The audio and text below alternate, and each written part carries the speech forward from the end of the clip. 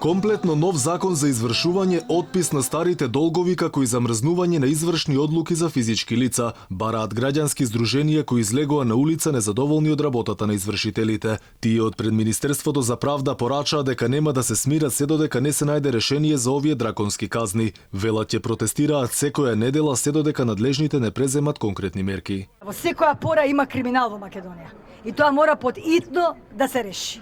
Значи, ќе се обидеме со наши предлози да смениме поголем дел од законот. Значи, ова власт го смени трошковникот, но тој не е ретроактивен, туку важи само за случај од 2019 година па натаму. Оздруженијата порачаа дека ако надлежните не го сменат законот со кој ќе престане соголувањето на народот, ќе ја преземат правдата во своји раце. Ова веќе не е издржливо, верувајте. Не трпиме више. Извршителите почнаа да хараат по најсветото, почнаа луѓето да ги бркаат веќе од нивните станови.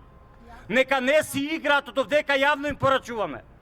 Бидејќи и ситуацијата може да излезе од контрола. Ќе излезе обавено. Граѓаните пред камерата на Алфа велат дека не прифаќаат повеќе преговори, туку конкретни решенија, зашто досега биле изгорени. Граѓанинот е одран.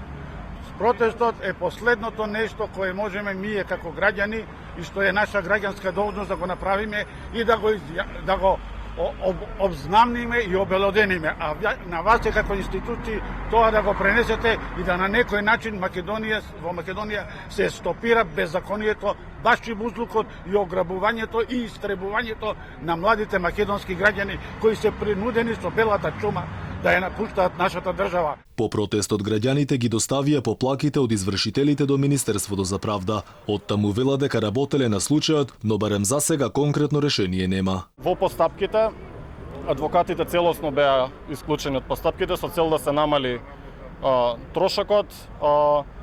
Мислам дека извршителската премија за комунални услуги беше намалена 10%, но не повеќе од 500 денари. Инаку според иницијаторите во државата има над 80.000 граѓани или 130.000 вкупно сметки што се предмет на извршување.